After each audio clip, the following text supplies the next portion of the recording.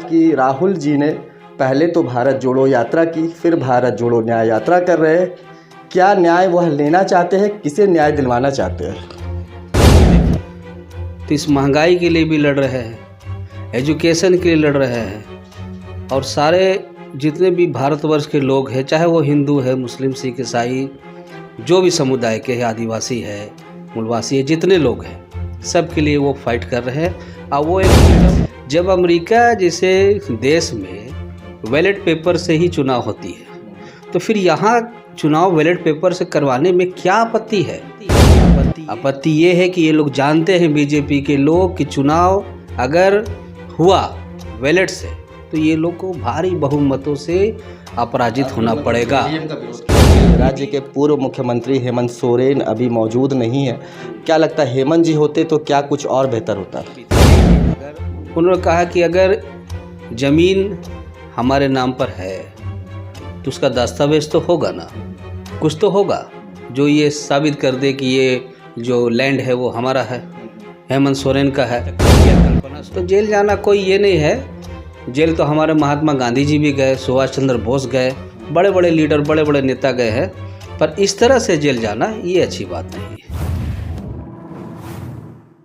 देखिए, ऐसा है कि राहुल गांधी जी ने पहले भारत जोड़ो यात्रा की और उसके बाद अब सेकेंड फेज़ लेकर के आए हैं भारत जोड़ो न्याय यात्रा, और यह यात्रा मणिपुर से शुरू होकर के महाराष्ट्र तक चलेगी। कल राहुल गांधी जी झारखंड की राजधानी रांची में पहुंचे हुए थे, और आप हमारे बगल में एक शख्स को देख रहे होंगे। आपको बता दें कि ये शख्स नहीं, शख्सियत है जो कि किसी पहचान के मोहताज तो है नहीं, लेकिन फिर भी आपको बता देते हैं कि इनका नाम हुआ तनवीर खान, कांग्रेसी नेता है। इनसे कुछ बातचीत करेंगे इस यात्रा को लेकर के और झारखंड के मौजूदा राजनीति को लेकर के।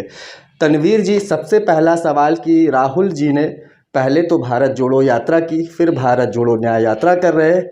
क्या न्याय वह लेना चाहते हैं, किसे न्याय दिलवाना चाहते हैं?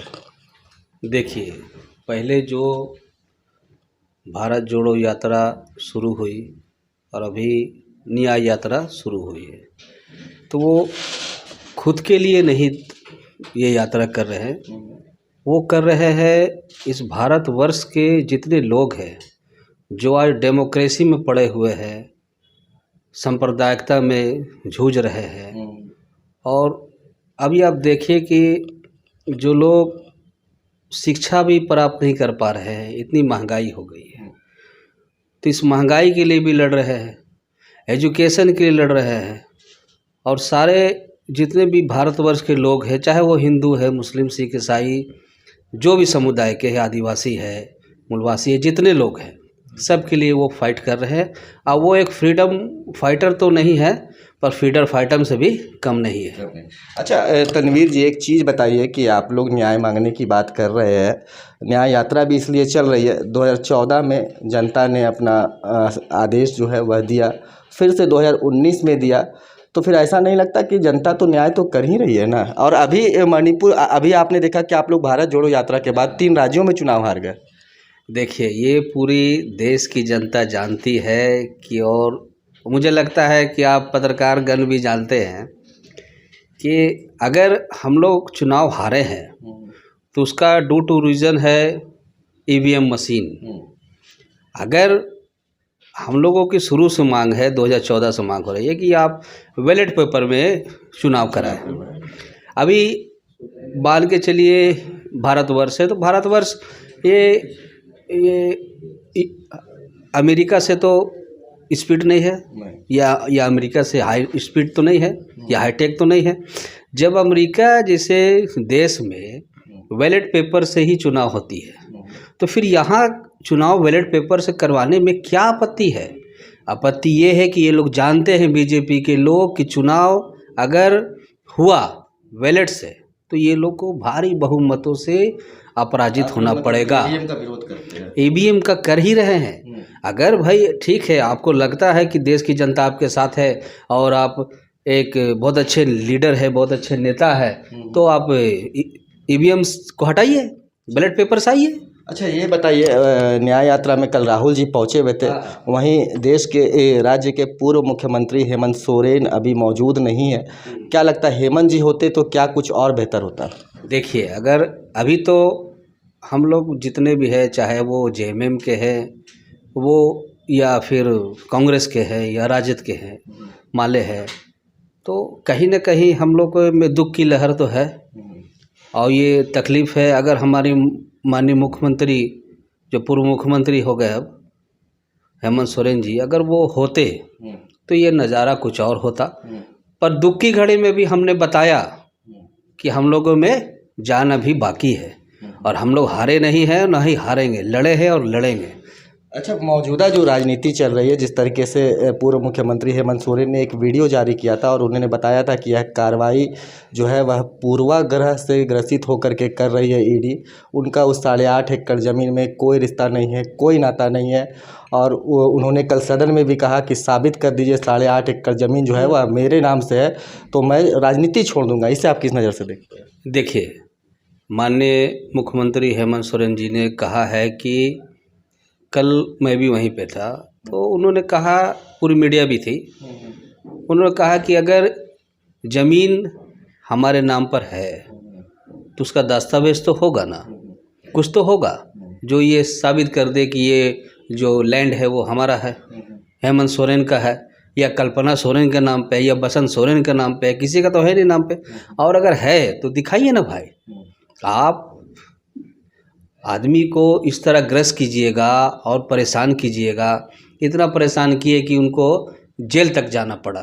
तो जेल जाना कोई ये नहीं है, जेल तो हमारे महात्मा गांधी जी भी गए, सुभाष चंद्र बोस गए, बड़े बड़े लीडर, बड़े बड़े नेता गए हैं। पर इस तरह से जेल जाना ये अच्छी बात नहीं है। ये शायद मुख्यमंत्री भी, पूर्व मुख्यमंत्री भी कल कह रहे थे कि ये देश में पहला ऐसा केस है। ये पूरे देश में ऐसा पहला केस है जब एक भावी सीएम, जिसको जनता पसंद करती है, मुख्यमंत्री को, उसको जेल भेज देना एक षड्यंत्र के तहत। उनको जेल इसलिए भेजा जा रहा था कि भाई या तो तुम हमसे कंप्रोमाइज़ कर लो या जेल चल जाओ। अच्छा, 2 सवाल आपसे और लेंगे। पहला सवाल ये होगा कि 22 जनवरी को अयोध्या में राम मंदिर की प्राण प्रतिष्ठा की गई। आने वाले चुनाव में चाहे विधानसभा हो चाहे लोकसभा हो, असर दिखेगा? देखिए, इसका सीधा जवाब मैं आपको दे रहा हूँ कि जो समझदार होंगे वो भीमराव अम्बेडकर के बताए हुए रास्तों पर चलेंगे, और जो मंदबुद्धि होंगे, उन जिनको लगता होगा कि भाई राम मंदिर बन गया है, राम मंदिर बना, चलिए अच्छी बात है, वो एक आस्था की जगह है, पर अगर उस चीज़ को मोदी जी, अमित शाह जी लेके चलेंगे कि नहीं भाई राम मंदिर बन गई है तो सारा हिंदुइज़्म का या सनातन का वोट हमको मिलेगा, तो ये उनकी गलतफहमी है। ऐसा नहीं है। कुछ लोग हैं जो अभी भी उनके दिलों में इस भारतवर्ष के लिए मशाल जल रही है, और वो लोग कभी नहीं चाहेंगे कि जिस देश के लिए हमारे जितने भी स्वतंत्र सेनानी शहीद हुए, उस देश का इस तरह से विभाजन हो, ये ख़त्म हो, ये क्षतिपूर्ति हो, ये कभी नहीं चाहेंगे। अच्छा, एक आखिरी सवाल लेंगे आपसे।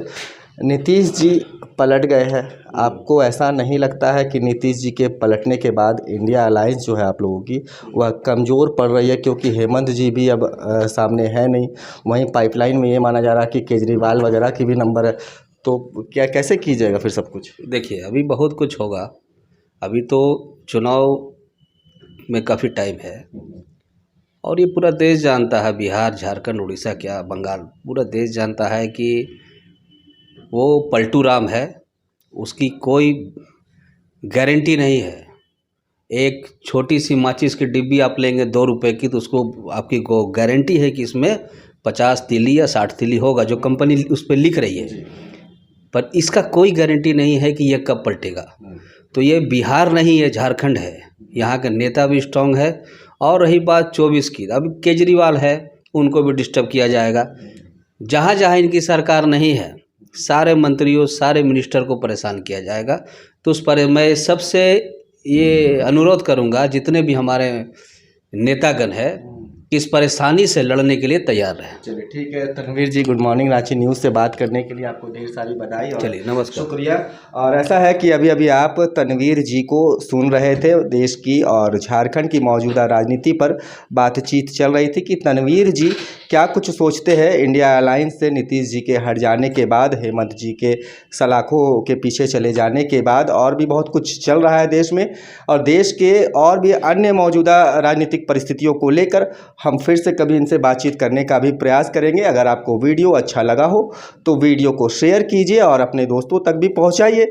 और अगर आप हमें कुछ सुझाव देना चाहते हैं तो आप कमेंट करके अपने सुझाव हमें दे सकते हैं।